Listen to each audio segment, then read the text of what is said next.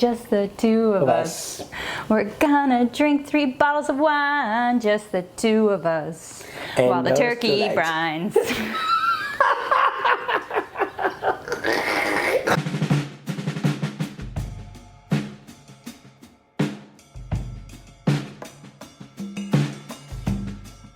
Welcome to our casa, and today we're making leftover gnocchi. But before we get started, please like this video, subscribe to our channel, and ring the bell for notifications on future videos. Thanksgiving time is upon us, and maybe the gatherings are going to be a little bit smaller this year. There's still going to be plenty of leftovers, I'm sure. And what to do with some of these leftovers? Well, for starters, with all those remaining mashed potatoes, let's make some gnocchi. So instead of showing you something to make for Thanksgiving, we're gonna show you something to make that is super fun and simple after Thanksgiving. So for this dish, we're going to need our mashed potato leftovers, about a cup of that, and some turkey. We have some beautiful turkey legs here, but of course you could use any part of the bird.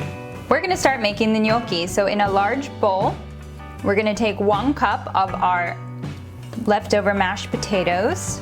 We're also gonna add some flour. In total, you're gonna use about 1/2 cup of flour, but for the start, we're just gonna add half of that, so like about 1/4 cup. Great, and just take that and reserve it to the side. We're gonna use that later. Also, you just want some extra flour on the side later for kneading. And at this point, we're also gonna add 1/4 cup of grated parmigiano reggiano cheese. Gonna add a pinch of salt, and 1 egg.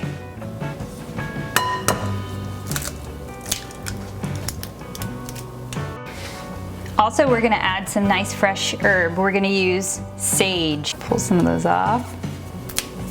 And my mezzaluna.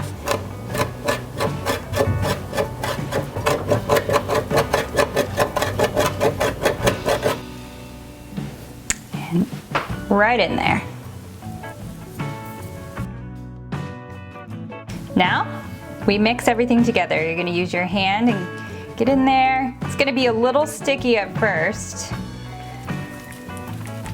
but we just want to start to incorporate all of the potato and the flour and the egg together. Start adding in that flour a little bit at a time.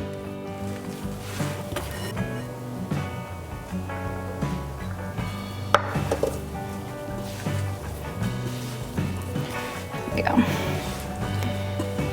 You'll start to feel it not become as sticky anymore because that flour is getting combined with the potato.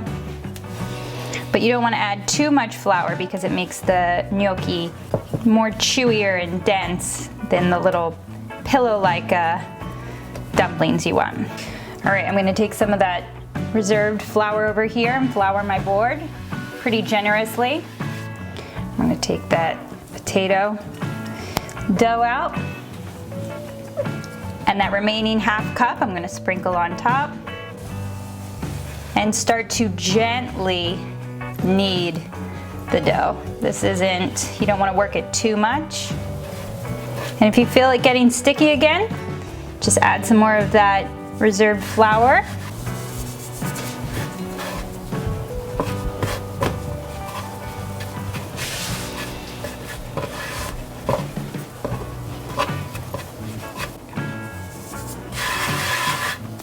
Okay, once you feel like you can really work with it with your hands and it's holding together nicely, we're good. Now we're going to separate it.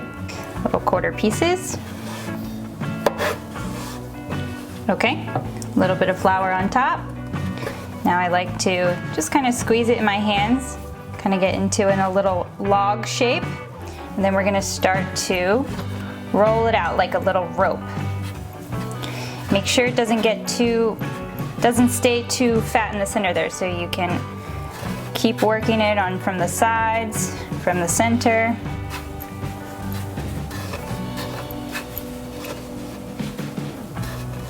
Right, now we're gonna cut in about 1 inch.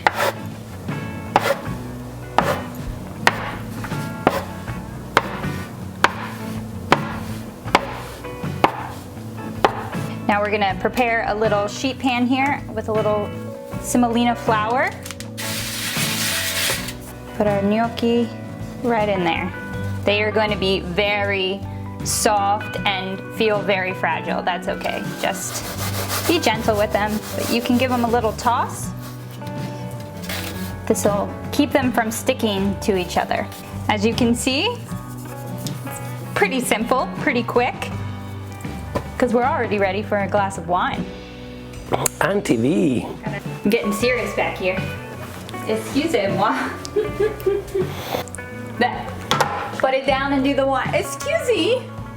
The wine we're drinking today is called Roero. Roero. Try to say Roero. No, Rodero. It's not my first Rodero. It's not my first rodeo. So we are keep traveling up and down in Piedmont. Roero is just another way to call a nebbiolo that grows in a specific area of the region, central area of the region, western side of the river Tanaro or Tanaro. I don't know where the accent goes. If you can tell me, I will be very happy. And this is an incredible, incredible wine. In this area of production, there is basically 4 principal wines. The Roero, that is a DOCG, denominazione di origine controllata e garantita, Roero Riserva, Arneis, which is the white wine, and Arneis Spumante, which is the sparkling white wine. The wine that we're drinking today is just a regular Roero. It has to be 95% Nebbiolo to be called Roero. 5% can be a mix of other local grape varietals. The Roero has to age at least for 20 months, 6 of which in bottle. The Roero Riserva, the difference is that it has to age for 32 months, 6 of which in bottle. This gives the wine more body, more character, and more woody kind of intensity, and as other Nebbiolo that grows in other area of the region, this is a wine with pronounced tannins. So it's okay for greasy meal, it's okay for roasted chicken, it's okay for roasted turkey. It is a beautiful, beautiful, full body holiday wines. Affordable, less pricey than his cousin Barolo and Barbaresco. I strongly suggest to give Roero a try because it's one of those other super underestimated Piedmont wines that is gonna surprise you and make you very happy. So I'm very excited to try this wine. I don't think we are even close to open the bottle, but probably I can open it this time.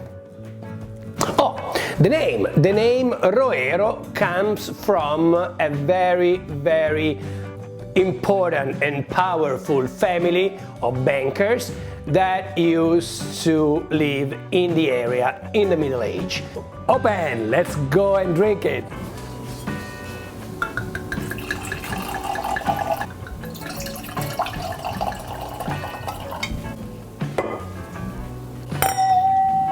Cheers. Cheers. Ooh. Mamma mia. Intense tannins. No, I love this wine. I love it. This is amazing. Right, now we're gonna prep the ingredients for the sauce. We're gonna use 2 cloves of garlic. We're also gonna use 1 shallot.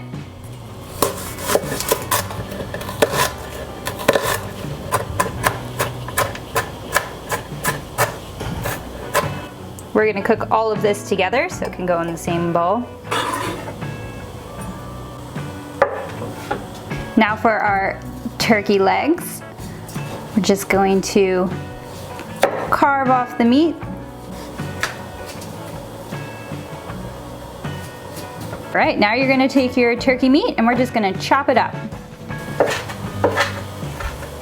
And just look through your meat, make sure you're removing all little pieces of bone. In a large saute pan, we're gonna add olive oil and get that heat up to a medium high.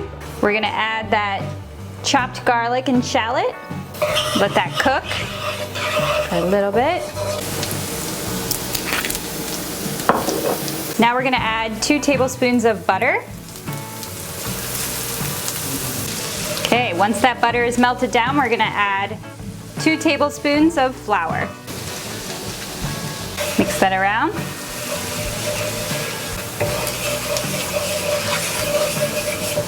Now I'm gonna add just 1 tablespoon of balsamic vinegar.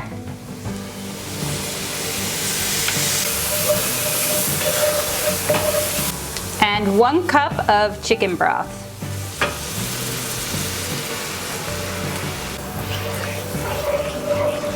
Then I'm gonna add some fresh thyme leaves. Take those leaves off of there.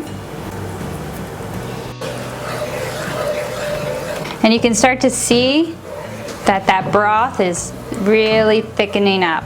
We're just gonna lower the flame a little bit to medium-low, and we're gonna add 1/4 cup of heavy cream.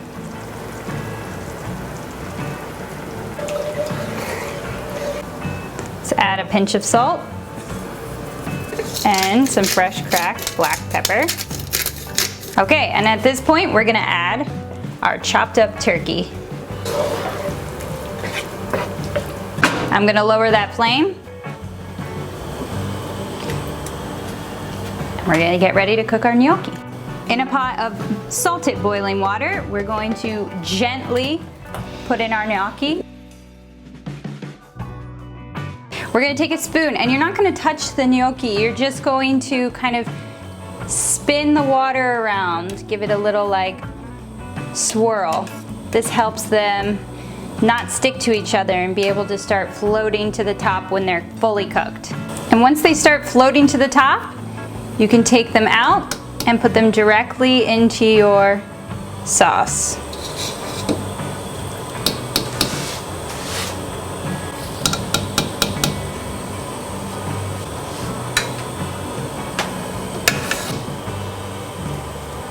Whoop, these two are friends.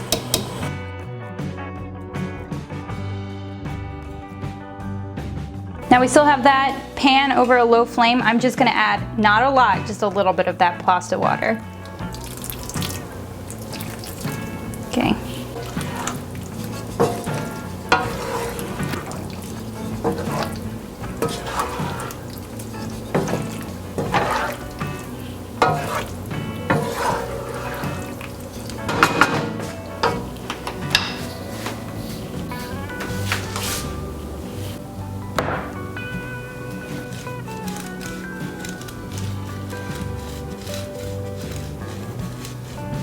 All right, let's try it. They're cute. Are you kidding me? Oh my God. Just little balls of mashed potato. Guys, make this. Black Friday is gonna be... If you have the energy. It tastes like a Thanksgiving plate, all in one. You're the best. Thank you. Please like this video and subscribe to our channel and ring the bell for notifications on future videos. And Happy Thanksgiving. happy Thanksgiving. Enjoy. That's a big bite.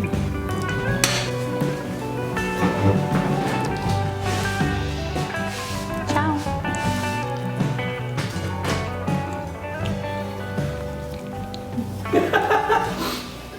It's the turkey dance.